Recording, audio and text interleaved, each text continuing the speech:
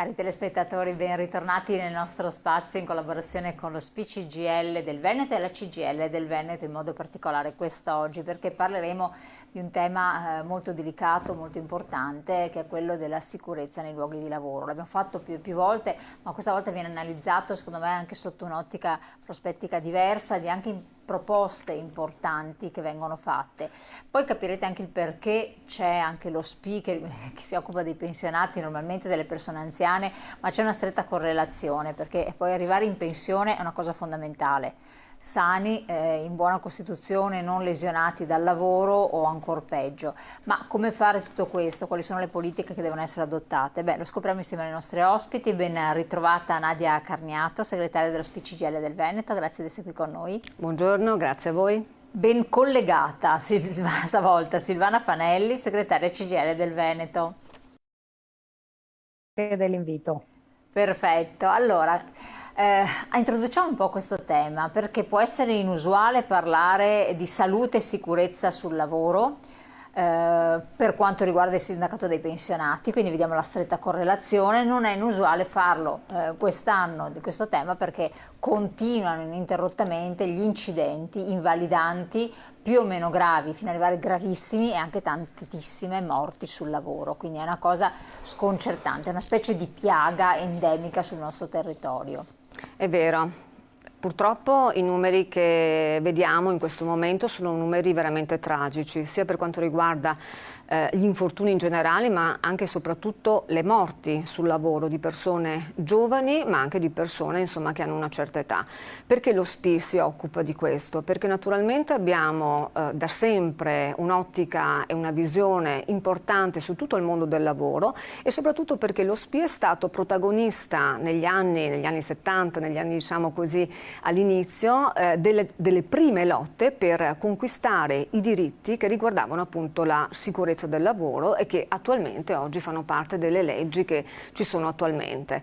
Quindi lo SPI-CGIL è punto fondamentale per portare avanti questa cultura della sicurezza, per tramandare le nuove generazioni, ma soprattutto anche per cercare di consolidare sia i lavoratori che ormai hanno già terminato, ma coloro che saranno diciamo, il futuro. Quindi mettere insieme le varie generazioni per noi è fondamentale. Che poi tra l'altro si verificavano sempre questi incidenti, però l'incidenza, scusate il gioco di parole, ma un'incidenza così marcata in quest'ultimo periodo non si aspettava, pur pensando che in passato la formazione non c'era, era anni e anni addietro. Io ho parlato con diverse persone anziane, certo, pensionate, dicevano ma mai fatto formazione, mai fatto questo, mai usato i presidi, eppure si andava, si faceva, si brigava. C'erano incidenti ma non così eclatanti come adesso, pare quasi inspiegabile, no? No, non è inspiegabile, diciamo che la questione è proprio questa, soltanto che oggi ci sono delle analisi molto importanti da parte dell'INAIL, da parte anche dei sindacati, da parte di tutti gli organismi, quindi i dati vengono riportati annualmente, sono dati appunto molto come dire, importanti sia sul termine degli infortuni che delle morti. Probabilmente si dava meno peso anni fa, oggi è una piaga sociale, per cui è fondamentale come dire, costruire una cultura sulla sicurezza e sul lavoro a partire in maniera particolare dai giovani, farlo entrare nelle scuole ad esempio è una cosa fondamentale, ma soprattutto nelle aziende perché vediamo che gli infortuni sono soprattutto nei giovani che si affacciano nel mondo del lavoro, quindi 25-26 anni, ma anche tutte quelle persone che hanno una certa età, verso i 50-60 anni, quindi vicini alla pensione, che in qualche modo hanno dovuto cambiare a seguito di crisi aziendali, a seguito di crisi anche diciamo così economiche che sono successe nel 2008-2009, che si sono trascinate fino al 2013, hanno dovuto cambiare comparto lavorativo. Allora, se insieme ai cambiamenti di lavoro non c'è una formazione continua che possa adeguare come dire, le conoscenze dei lavoratori rispetto al nuovo ambito lavorativo, questo è una delle cause per cui gli infortuni possono accadere. Altre cause naturalmente sono l'inosservanza, anche in alcuni casi da parte delle aziende, su come dire, l'estensione dei sistemi di sicurezza. tantissime aziende in qualche modo sono multate proprio per la mancanza dell'utilizzo dei sistemi che dovrebbero essere innescati, insomma, per la sicurezza dei lavori. Se noi andiamo a vedere quali sono le cause, vediamo lo schiacciamento, vediamo naturalmente come dire, l'incidente che accade proprio per una questione di una struttura effettiva di sicurezza all'interno dell'azienda. E che poi da questi dati sono esclusi per lo più quelli relativi all'agricoltura, al settore agricoltura, dove invece ci sono veramente tantissime persone anziane che si fanno male, muoiono per abbaltamento del trattore, per utilizzo di determinati macchinari ed sono legati strettamente all'età, e quindi però non abbiamo questi dati. Almeno no, c'è qualcosa sulle schede che abbiamo inviato, per cui dopo le vediamo e le commentiamo, per cui c'è qualcosa anche rispetto a questo. Bene, buono sapersi. Allora, io do la parola adesso a Silvana Fanelli, vediamo anche la prima slide che introduce il tema, la prima e poi anche la seconda. Silvana, concorda, segretaria, con quanto sosteneva la segretaria dello SPI? Assolutamente sì, c'è un legame intergenerazionale sul tema della salute e sicurezza, perché tanti dei risultati e dei passi avanti che abbiamo fatto oggi sono il frutto delle lotte e dell'impegno di chi oggi è in pensione, quindi di quei delegati, quelle delegate, dei lavoratori e delle lavoratrici del passato che hanno messo al centro la salute e la sicurezza nel mondo del lavoro quando le norme neanche esistevano. Quindi c'è sicuramente un legame molto importante. Purtroppo cosa dobbiamo rilevare? Che quelle lotte, quelle battaglie non sono state sufficienti e oggi dobbiamo continuare a prendere quel testimone e infatti sabato 22 torniamo in piazza unitariamente CGIL, CISL e UIL sul tema della salute e sicurezza nei luoghi di lavoro, perché dalla ripresa post pandemia i numeri sono davvero drammatici. Contiamo circa 3 morti sul lavoro al giorno nel nostro paese. Ci sono, lo vediamo da questa slide, oltre 400.000 infortuni. Il tasso di irregolarità che vengono rilevati dagli enti preposti sono molto elevate, il 77%, e quindi serve una presa di coscienza della società civile e della politica che questo è un tema che va messo al centro dell'agenda politica, perché la salute e la sicurezza, e mi riallaccio a quello che diceva Nadia, non è un costo ma è un investimento sulla salute delle persone, su un invecchiamento attivo positivo, è un investimento per ridurre dei costi sociali che questi infortuni e le malattie professionali creano a tutti noi. Ecco, che incidono sulla finanza pubblica anche. Certo.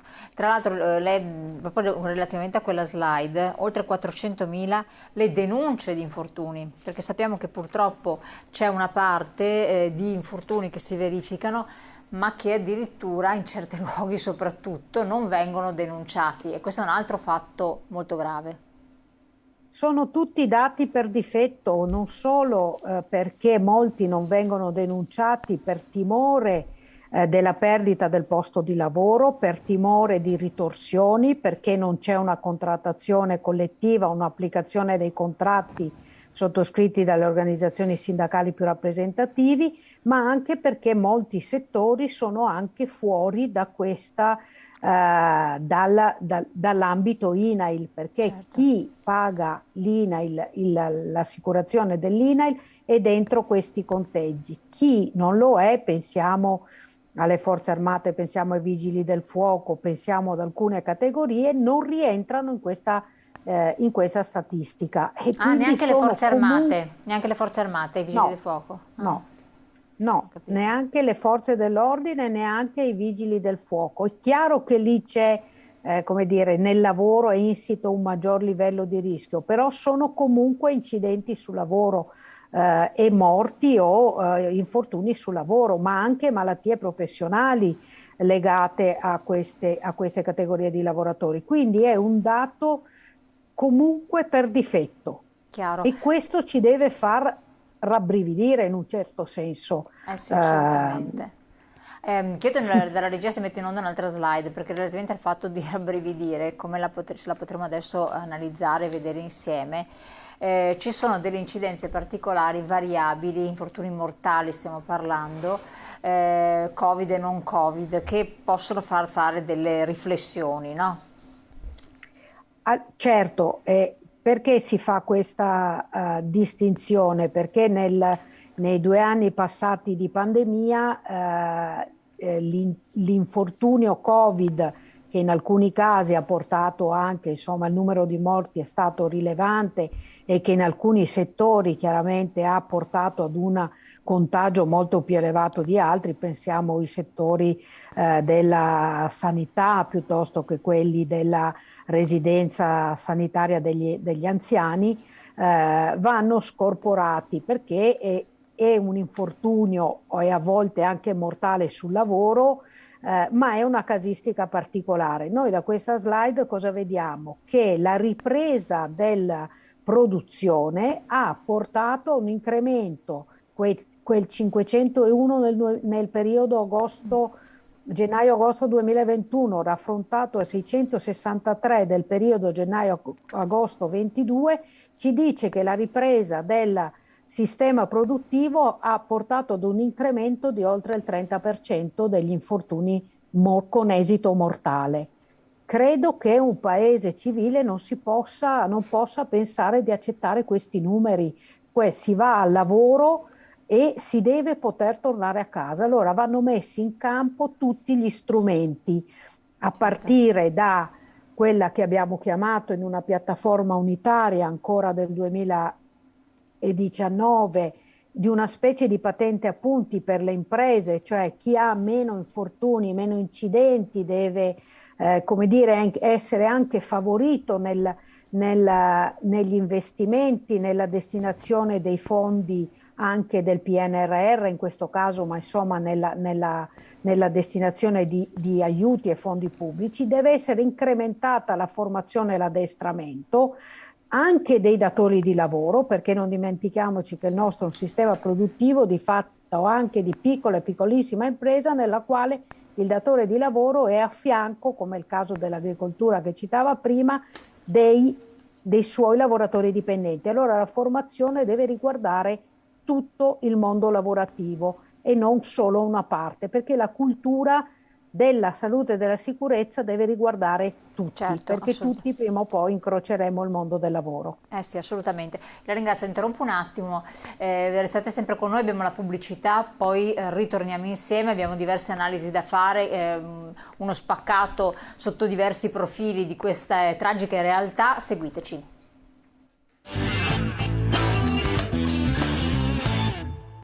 Torniamo a parlare sempre con le nostre ospiti di infortuni sul lavoro. Vorrei ridare la parola appunto alla nostra collegata segretaria Silvana Fanelli, segretaria della CGIL del Veneto, per parlare sempre di questo spaccato di infortuni nella regione del Veneto, quindi vediamo anche l'altra slide di supporto.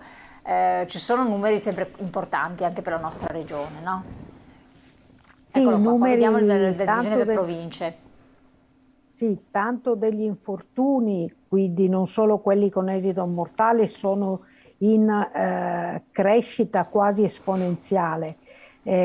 Questo malgrado un impegno costante che c'è stato nella nostra regione, che è partito da lontano perché i gravi fatti delle acciaierie venete a Padova nel 2018 ci hanno portato ad aprire un'avvertenza anche con la Regione Veneto, che ha portato alla sottoscrizione di un piano strategico per la salute e sicurezza, che poi come dire, ha visto una difficile attuazione. Per questo la nostra mobilitazione è continuata in questi anni e questo protocollo è stato rinnovato, questo piano strategico, all'inizio di quest'anno, e noi continuiamo a chiedere a gran voce che ci sia un rispetto della roadmap su tutte le tematiche che sono al centro di questo di questo piano strategico, che sono quelli dell'analisi degli incidenti nel settore metalmeccanico, che è uno dei più colpiti, così come dell'agricoltura, dell'edilizia, che sono sempre purtroppo ai vertici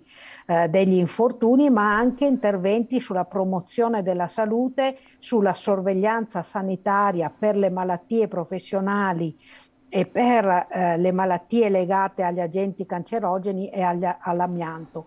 Ma la situazione generale del Paese ci ha portato nel corso del mese di settembre a decidere che era il momento anche di tornare in piazza unitariamente per una grande manifestazione nazionale, perché come dicevo prima il tema del lavoro e della sicurezza del lavoro deve tornare al centro dell'agenda politica di questo Paese. Assolutamente. Chiedo il supporto dell'altra slide perché vediamo anche, se non sbaglio, uno spaccato per quel che riguarda l'età, e allora qui chiedo appunto l'intervento di Nadia Carniato perché vediamo delle incidenze particolari a seconda del cambiamento di età, no? Ma i numeri parlano da soli, lo vediamo appunto da questa slide. Illustriamoli per chi magari non riesce a leggerli. No, certo.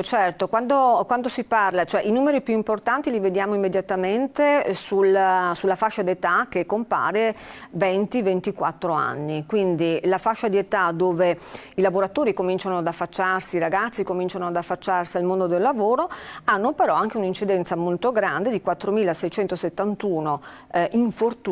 Questi sono i numeri da gennaio ad agosto 2022, in aumento rispetto a quelli che possono esserci nel 2021, che sono 3.948. Quindi si conferma quello che diceva la collega Silvana prima sul fatto che gli infortuni stanno andando veramente in aumento, e sono soprattutto i giovani, e qua ci poniamo appunto delle domande: per quale motivo il giovane appena incontra il mondo del lavoro ha subito questa realtà, affronta subito questa realtà. Ma un dato molto importante... Addirittura alcuni durante il tirocinio. Ci sono anche quelli durante il tirocinio, perché se noi guardiamo la fascia dai 15 ai 19, perché è elencata anche 2511, questi sono i tirocinanti, sono quelli che non sono ancora tra tirocinio, alternanza scuola-lavoro, sono nelle scuole superiori, quindi anche qua ci sono dei numeri veramente importanti. Fortunatamente gli infortuni anche mortali, lo abbiamo visto, ci sono stati anche recentemente rispetto a ragazzi studenti, perché insomma ci ricordiamo appunto di quel ragazzo che è morto in itinere durante il viaggio in trasferta in un furgoncino, insomma, che lo stava portando in un'altra parte dell'azienda, quindi capiamo che anche qua c'è una formazione molto grande da fare relativamente ai giovani. Ma ci colpisce in maniera particolare quella fascia d'età che va dai 50 ai 54 e oltre, quindi dai 60 ai 64, dove qua abbiamo dei numeri veramente importanti. Quindi 50-54, 7.843 infortuni da gennaio ad agosto 2022 sono veramente importanti, e sono in aumento perché se li confrontiamo col 2021, 5.845, anche qua vediamo una percentuale molto alta. Allora, che cosa succede? Cioè, il ragionamento che dobbiamo fare qua, soprattutto per dai 50 anni in su a tutte le persone che si avvicinano in qualche modo alla pensione, è quello che la sicurezza sul lavoro e i documenti, naturalmente il documento di valutazione dei rischi, deve improntarsi assolutamente anche in base all'età e alle capacità fisiche e anche psicologiche che la persona cambia con l'andare del tempo. Quindi non possiamo più pensare che una persona nella logistica, invento la logistica per fare un esempio, possa essere sottoposto a carichi di peso come poteva essere quando aveva 25 anni o 30 anni. Quindi ci deve essere un aiuto innanzitutto di meccanico, anche quindi di automazione di determinate operazioni, dall'altra parte anche una rotazione delle mansioni in altri casi, ma soprattutto anche un pensare di come poter in quell'ambito lavorativo agevolare la fascia d'età, insomma, che sta andando avanti. Leggo un messaggio che era arrivato poco fa, che vediamolo insieme adesso, eccolo qui. Mi sembra che stiamo tornando indietro, prima della rivoluzione industriale, in cui i lavoratori erano considerati come macchine. Beh, mi aggancio a questa diciamo, affermazione perché diciamo che veramente il mondo del lavoro sta cambiando, a partire che non è più il mondo del lavoro classico, è un mondo del lavoro dove c'è anche la gig economy, dove l'algoritmo è quello che stabilisce i tempi di produzione, i tempi di lavoro, e sono tutte novità che sono assolutamente da governare perché altrimenti queste sono cause e provocano incidenti e infortuni molto gravi sul lavoro. Davo però, ritornando sulla slide di prima, quella relativa all'età e agli infortuni, un altro numero molto importante è quello appunto dove vediamo 65-70 anni come età, e qui abbiamo 649 infortuni da gennaio ad agosto. Quindi qua abbiamo una parte di persone che si stanno avvicinando alla pensione, altri che sono già in pensione, che quindi hanno una collaborazione. Allora io mi domando, la questione è come poter agire anche con quelle persone che ormai sono uscite dal mondo del lavoro classico e sono con una collaborazione, magari costretti a collaborare perché la pensione non è sufficiente per garantire un reddito. Anche questa possibilità, si suicidano. Un reddito dignitoso. Quindi la questione di scambio intergenerazionale, ma anche di visione futuristica, riguarda proprio le nuove generazioni che saranno costrette sempre di più, diciamo, uno spostamento d'età per arrivare alla pensione. Quindi avremo sempre più anziani al lavoro. Insomma, sempre più anziani al lavoro, quindi è un tema che deve essere posto e che deve essere in prima linea anche rispetto alla nostra battaglia. Assolutamente. Andiamo adesso con la segretaria della CGIL, analizziamo le slide per settori produttivi e contestualmente anche per le province, e poi vediamo quelli invece mortali in Veneto. Andiamo con la slide successiva. Ecco qua. Prego, segretaria. Sì, noi vediamo che c'è una distribuzione, insomma, chiaramente anche legata alla dimensione della provincia. Il dato però che emerge chiaramente in tutte le province è che gli infortuni rispetto allo stesso periodo del 2021 crescono in tutte le province. Questo legato alla crescita dei ritmi di produzione, però lì dobbiamo fare un ragionamento, davvero fermarci tutto insieme, di rapporti di corretta e concreta collaborazione permanente tra le parti sociali, cioè le organizzazioni sindacali, le parti datoriali, ma anche gli enti e gli istituti di vigilanza, perché su questo tema dobbiamo tutti avere lo stesso obiettivo, non possiamo andare contrapposti. La salute e la sicurezza dei luoghi di lavoro deve essere un obiettivo comune. Per questo serve creare questa collaborazione, serve che si investa anche negli istituti di vigilanza, sia in termini di un aumento dei controlli, ma anche in termini di una fattiva collaborazione con gli altri enti, istituti, soggetti coinvolti nella sicurezza del lavoro. Chiedo l'altra slide anche alla regia in modo tale che si vedano anche quelli dei morti sul lavoro, sempre con la stessa logica. Prego, segretaria. Sì. Stare su fronti opposti non aiuta nessuno, e torno al ragionamento: pensare che la salute e sicurezza sia un costo da tagliare è un errore, come dire, quasi di inciviltà in questo paese. Nella nostra regione vedete che gli infortuni anche mortali sono purtroppo in costante crescita su un dato, quello del 2021, che non era certo un dato ai minimi storici, e quindi siamo a numeri superiori anche rispetto al 2020 e al 2019. Purtroppo questo dato, perché le cronache di questi giorni ce l'hanno detto, è destinato a crescere, perché nel mese di settembre, oltre al gravissimo incidente al ragazzo in alternanza scuola-lavoro, ci sono stati altri incidenti nel nostro territorio, un rider tra Mestre e Treviso, ma anche la scorsa settimana in un'azienda nel Vicentino. Insomma, i dati purtroppo sono in crescita. Bisogna tutti fermarsi e ragionare di come si fanno degli investimenti sulla vita delle persone e per garantire che si ritorni a casa da lavoro. Ecco, c'era un messaggio che era arrivato, vediamolo se la regia lo può rimettere in onda. Più ci avviciniamo alla pensione, maggiori sono gli infortuni. Questo cosa ci vuole raccontare? Bisogna rivedere gli anni in cui si deve andare in pensione, forse anticipandoli. Grazie. Segretaria. Ma sicuramente è questa... un tema. Vai Nadia. No, lo dico nel senso che come SPI è uno degli argomenti che stiamo portando avanti nelle nostre richieste sulla questione della riforma del sistema delle pensioni, ma soprattutto perché non è semplicemente l'anticipo, ma anche cercare di dare maggior reddito alle pensioni in maniera tale che effettivamente quando una persona arriva al fatidico traguardo non debba più essere costretta ad applicare delle collaborazioni, perché i numeri li abbiamo visti, ci sono degli infortuni anche sulle persone che fanno collaborazioni dopo i 67, dopo i 70 anni, quindi è veramente una delle questioni che stiamo portando avanti.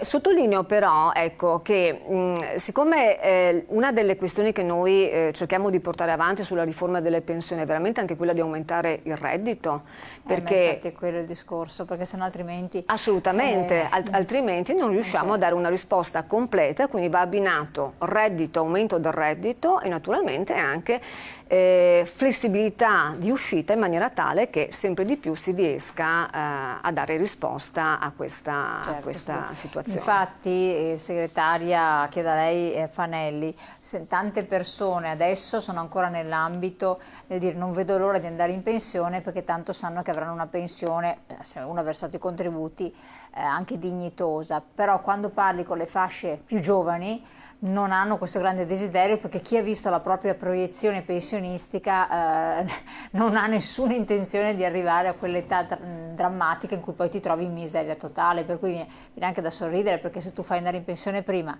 ma ci vai con 500, 600, 700 euro, che cosa stai a fare in pensione? Cioè non vivi neanche le bollette, riesci a pagare un affitto, per cui c'è un po' una contraddizione nella cosa, è da valutare tanti aspetti. Io ridò nuovamente la parola, segretaria, però devo andare prima in pubblicità, così dopo vediamo anche le vostre richieste che sono molto interessanti, dei sindacati CGIL e CISL a livello unitario, che rivolgerete alle istituzioni, in modo particolare in occasione della manifestazione di sabato 22 a Roma. Andiamo in pubblicità.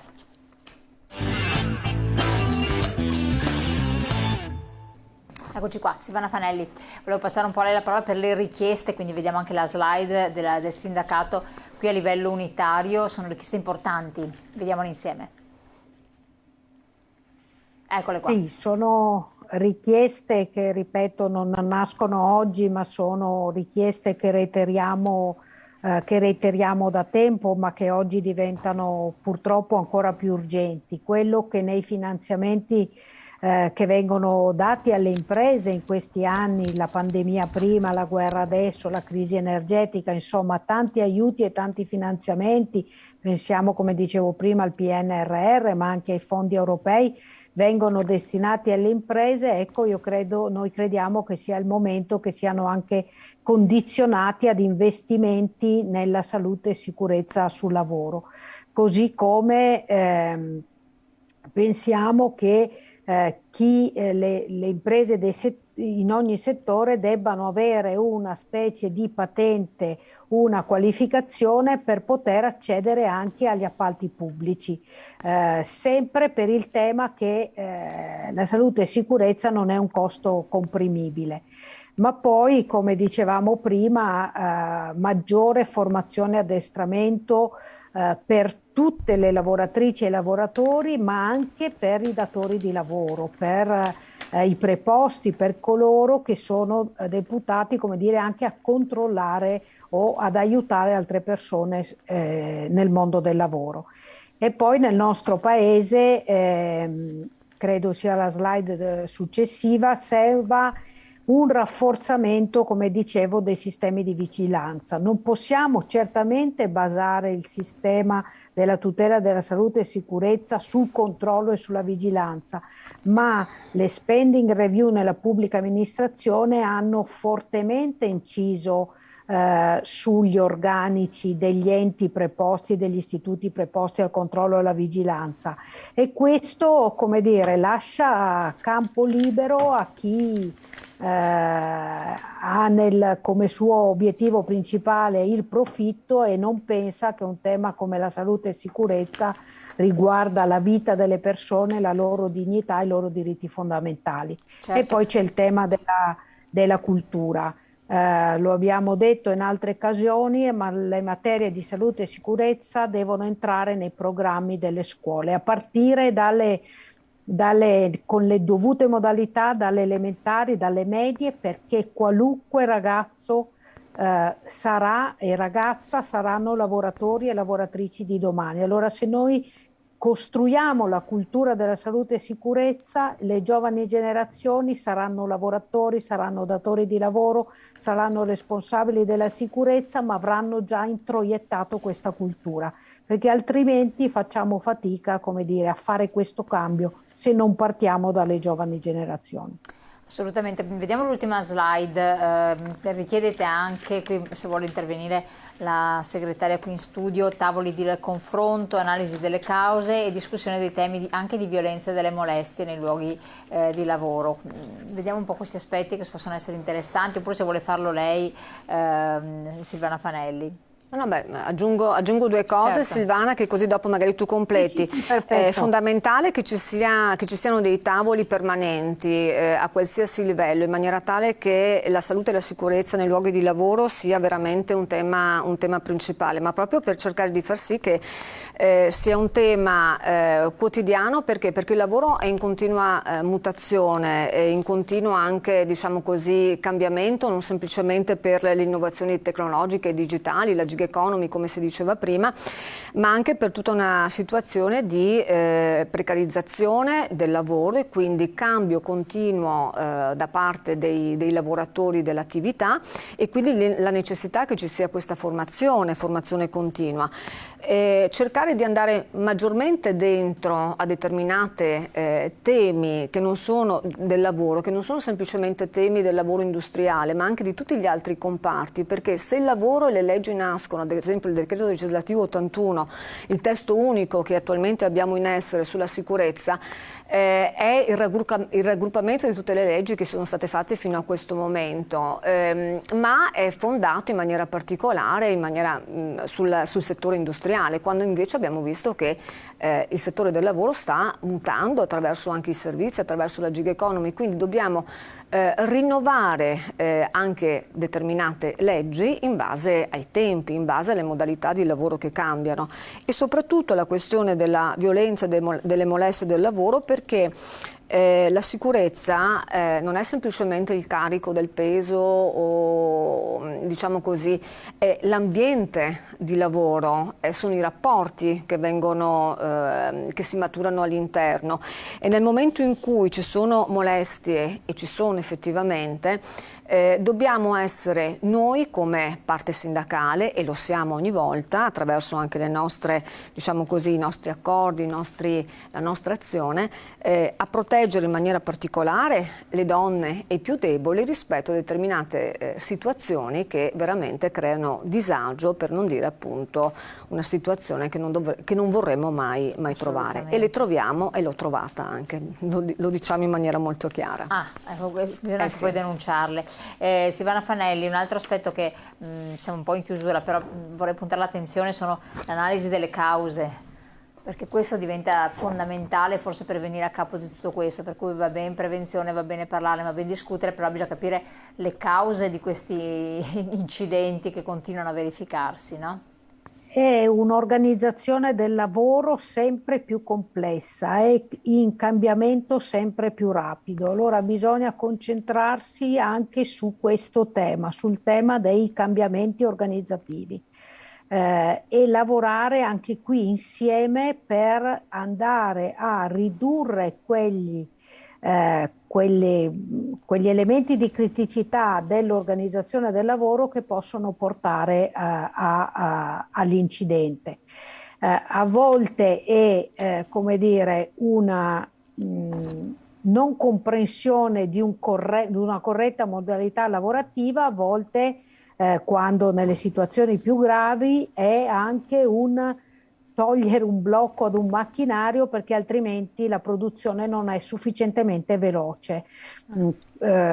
Quindi l'intervento è capire come avviene l'incidente, ma soprattutto dobbiamo iniziare ad indagare su quelli che sono chiamati i quasi incidenti. Se noi partiamo dalla denuncia di quegli eventi che per fortuna non determinano un infortunio, ma che avrebbero potuto determinarlo, saremo in grado di mettere quei correttivi nell'organizzazione del lavoro, nelle conoscenze delle persone per anticipare l'infortunio stesso. Ecco, qua vediamo un'altra slide, incidenza di infortuni mortali in Veneto, proprio l'incidenza, tra l'altro in periodo gennaio-agosto, e ci fa capire che insomma è abbastanza importante in certe aree, no? Sì, abbiamo un'incidenza insomma che vede alcune province, quella di Venezia, mi scusi, quella di Rovigo, Belluno,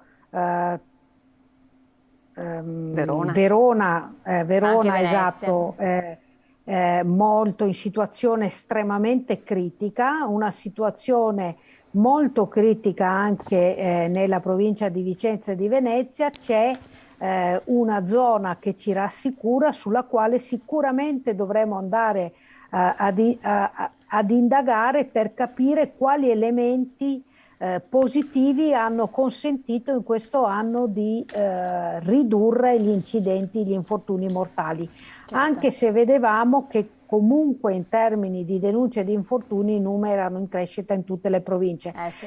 Però insomma quelle due province bianche ci fanno capire che forse qualcosa si può mettere in campo per ridurre l'incidenza, certo, degli infortuni mortali. Leggo un messaggio che è arrivato poco fa, vediamolo un po' insieme, forse si rilacciava a quanto diceva la segretaria qui in studio. In questo mondo misogino il ruolo e la posizione delle donne è ancora difficile. Io donna vivo costantemente questa disparità e battute verbali, e poi come fai a denunciare questo se in ufficio siamo in poche persone? È un tema estremamente caldo che fa parte della salute complessiva, come diceva Nadia, e il benessere nel luogo di lavoro. Ci sono, come dire, dei protocolli che anche qui vanno rispettati sulle violenze e le molestie nei luoghi di lavoro, spesso inapplicati, che molte associazioni datoriali non hanno sottoscritto, ma che richiedono poi che tutti i soggetti di rappresentanza e corpi intermedi facciano un lavoro di cultura presso i propri associati, certo. Altrimenti non esiste la bacchetta magica se non lavoriamo sulla cultura delle persone per cambiare questa situazione, certo. Questa situazione. Siamo giunti al termine. Grazie Silvana Fanelli, segretaria CGIL del Veneto, per il suo intervento esplicativo di quelle che saranno le richieste che verranno fatte in occasione della manifestazione a Roma del 22 ottobre. Grazie naturalmente a Nadia Carniato, segretaria CGIL del Veneto, per il contributo importante che anche il sindacato dei pensionati, sempre a sostegno di queste battaglie, perché sono battaglie che diventano sociali, non tanto reali e sociali, per cui sono, diciamo, vanno al di là dell'età o del fatto che uno possa non essere in pensione. Grazie a entrambi, grazie alla collaborazione del CGIL del Veneto, e a voi naturalmente buon proseguimento. Seguite la puntata, rivedetela naturalmente in replica nel nostro sito. Grazie e buongiorno.